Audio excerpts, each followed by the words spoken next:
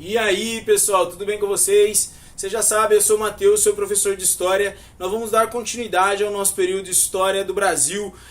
Vamos agora para o período do regime militar. Logo depois da última aula que a gente viu aí sobre o golpe ou contragolpe. Eu não estou aqui para comentar isso aí. Tecnicamente, eu já expliquei para vocês nessa aula que está aqui em cima, né? E nós vamos entender mais uma vez o pano de fundo dessa situação, né? O mundo em polvorosa, um governo brasileiro em que o vice assume com uma postura extremamente de esquerda, em um Brasil em que esse presidente, antes de renunciar, que era dito o presidente mais à direita, ele participa de reuniões e presta homenagem aos chefes do comunismo latino-americano. Você imagina como deveria estar a situação do Brasil no mundo, como deveria estar o mundo em polvorosa, né? Então, tudo isso você já viu na aula aqui do governo João Goulart. Então acontece este golpe, ou este contragolpe, não é? Essa revolução contra revolução, né? Como queira aí. Mas fique atento, se você for realizar uma prova, perceba o que a prova deseja que você escreva e não fique muito identificando as falhas da prova. Você, afinal de contas, quer passar, quer acertar, né? Então, esse é um ponto importante. Depois a gente discute isso em um tema mais opinativo, assim, um espaço mais para opinião, de que isso foi ou não um golpe, né? Vamos lá. Então, os militares assumem o poder ali em 64. Mas eles não assumem o poder já como presidente, eles assumem com uma junta militar. E é importante que vocês compreendam que os militares no Brasil, apesar de quando a gente fala assim, foi um regime militar ou ditadura militar, né? A gente tem que identificar que os militares, o que é? Um conjunto, né? Mas sempre existem em mais diferentes grupos pensamentos diferentes. Não era diferente no caso deste período histórico aqui.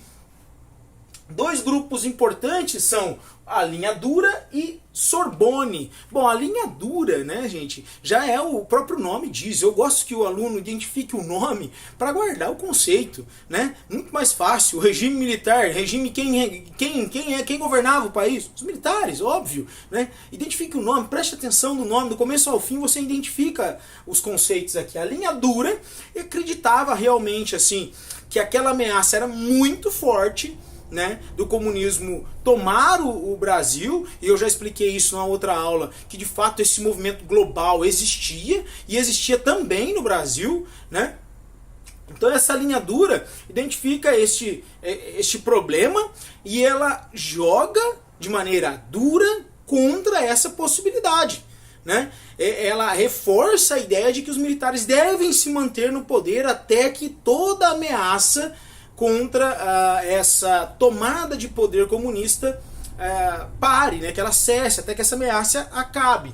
Já a linha Sorbonne pensa que os militares devem tomar o poder, estabilizar a política, organizá-la, verificá-la, mas que é importante que essa política volte para os braços da democracia, né? Do jeito como já estava sendo praticada, com, obviamente, alguns detalhes, né? Porque não seria amplamente uma abertura, uma possibilidade para que os comunistas voltassem a tentar um golpe comunista, né? Uma tomada comunista. Então, essas duas linhas existiam no militarismo aqui, né? Sorbonne, muito mais por uma visão mais democrática, mas sempre visando sim, a não existência ou a preocupação também com uma tomada dos comunistas, e a linha dura que de fato identificava isso como uma possibilidade muito grande, muito forte, e não queria abrir mão para que isso pudesse acontecer, abrir brecha para que isso pudesse acontecer, né? Então nós temos então em 64 uma junta militar de líderes das Forças Armadas Nacional, né? E eles lançam aí, editam o AI-1, Ato Institucional número 1, né? Vão ser alguns atos institucionais, o mais famoso é o 5, nós vamos ver na próxima aula. Aqui, eles, em 64, eles decretam, então, nesse ato institucional, eleições indiretas. Por quê? Porque eles não vão se dar ao luxo de deixar que o Congresso escolha, com toda essa polvorosa, já que é para tomar o poder e que não entre um pensamento comunista, nós vamos fazer eleições indiretas. E nessas eleições indiretas, entra o presidente Humberto Castelo Branco. Ele e o seu mandato vai de 64 a 67. Né? O que é importante aqui? Ele também vai ter o seu AI, né?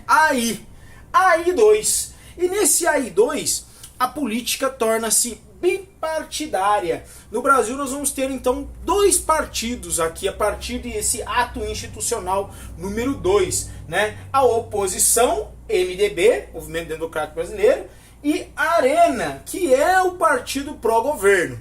Pessoal, existem críticas aqui e a gente precisa salientar isso, né? Vejam bem, aqui, quando os militares eles tomam o poder, obviamente eles esvaziam o Congresso, né? Então, assim, os opositores são colocados na clandestinidade nesse momento, né? Então eles não podem mais participar da vida pública. Os partidos, principalmente de esquerda, já anteriormente já não poderiam participar da vida pública por conta da ameaça comunista, né? Então, quando se fala aqui, pessoal, muitos críticos analisam como uma oposição de fachada, quase um jogo que depois nós vamos ver lá num período mais adiante, das tesouras, né? Porque aqui o governo vai votar com o governo. A oposição, automaticamente, vai fazer um jogo duplo aqui, porque se quiser se manter ali, não terá que contrariar muito fortemente a situação que é o governo. Então você perceba que aqui existe sim uma oposição, isso é verdade, né? Mas há críticas aqui a relação a essa posição, a capacidade dessa oposição de fato opor livremente, né? Porque é uma análise até lógica. Se você está com uma situação de linha dura em que os seus adversários políticos não têm voz, você ousaria se opor tanto assim? Teria espaço para tudo isso? São essas perguntas, né? Pessoal, percebam. Existe essa coisa de jogar o comunismo na clandestinidade, todo esse movimento mundial para tomar o poder, né, em vários países pelo mundo, mas nesse primeiro momento existe sim a intenção de que os militares entrassem no poder e entregassem de volta para um presidente civil, né? Então, aqui é muito light ainda, muito soft, muito tranquilo. Então, quando a gente estuda o regime militar, a gente percebe que a gente pode dividi-lo em partes para compreendê-lo melhor. Neste primeiro momento, existe uma observação, uma forma de agir, pensando, de repente, um presidente civil. As alterações são fortes? São, do ponto de vista constitucional, são, né? Quando você faz eleições indiretas, isso não está previsto, né? Mas ainda são muito leves. São muito diferentes do que a gente pode imaginar aquele poder centralizado e ditatorial como alguns outros. Não que não fosse inconstitucional no primeiro momento, percebam isso, né? Então aqui, percebam, aqui no MDB existirão, ou melhor, agregarão, assim, se unirão ao MDB diversos políticos puxadores de voto. Pense nos políticos puxadores de voto da sua época agora que você está assistindo. Aqueles caras que, se candidatar, ganha. Percebam isso? Então, aqui no MDB, vão estar todos eles, né? O Lacerda, o João Goulart, todos os simpatizantes dos políticos anteriores, vão estar todos aqui no MDB. Né? E o que vai acontecer? Na eleição para prefeito e governadores, quem vai ganhar? Os puxadores de voto. Automaticamente, o que vai acontecer? MDB sai vitorioso para governadores. O que acontece então a partir deste momento? Né? Veja bem, existiu uma lei para tentar cercar a política e garantir que não existisse o avanço de pensamentos mais à esquerda comunistas. Mas, quando você abriu a possibilidade do MDB candidatar-se aqui em eleições abertas, esses políticos mais antigos começaram a ganhar muito voto. Então, existia um temor aqui de perder poder. Obviamente, os governadores então são todos da oposição, que nós já falamos aqui, né? Essa questão da oposição. Então acontece o que ainda no governo Castelo Branco? O AI3 é instituído aqui para não perder o poder. Você perceba que o negócio vai sendo assim, né? Vamos construindo e vamos colocando mais um cômodo e vamos fazendo, né? O AI3, eles instituem então prefeitos e governadores biônicos. O que é isso, pessoal?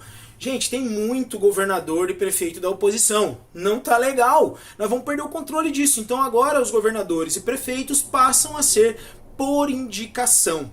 Olha só, eles estão começando a mexer na nossa Constituição de forma assim, muito forte, né? Sobre o pretexto, eu sempre digo, e é importante que vocês observem isso, né? Do contexto, sobre o pretexto do contexto mundial, que de fato não era uma mentira, né? Então até aqui, eles indicam e começam então de forma arbitrária, né, a escolher quem vai ser o prefeito e o governador. Então aqui já não existe mais uma noção, a gente pode dizer que lá em cima, se a gente for ao rigor, não existe mais democracia como a gente conhecia. Aqui muito menos, O prefeito então passa a ser indicado, o governador também. Por quê? Por conta do MDB que lavou nos votos, né? Políticos puxadores de voto. Né? Ainda neste governo Castelo Branco, que vai até 67, o Castelo Branco, um velhinho simpático, vou deixar a foto dele aí para vocês verem como ele era, um cearense, né? Ele que morre ali já em 67, ele entrega o cargo e morre, falece, né? Ainda no governo desse senhorzinho, no AI4, existe então uma Constituição de 67. Pessoal, já estava avacalhado. Pensa aquela roupa sua velha que você tem lá, que você começa a costurar ela por todos os lados, começa a colocar pedaços de outro pano, alinhavar, faz uma costurazinha. Então chega uma hora que não dá. Sua mãe fala, você joga isso fora e compra uma roupa nova, uma calça nova, uma camisa nova. É exatamente isso. Já não estava mais cabendo aquela história da Constituição antiga nossa, né, que ainda é do governo Dutra.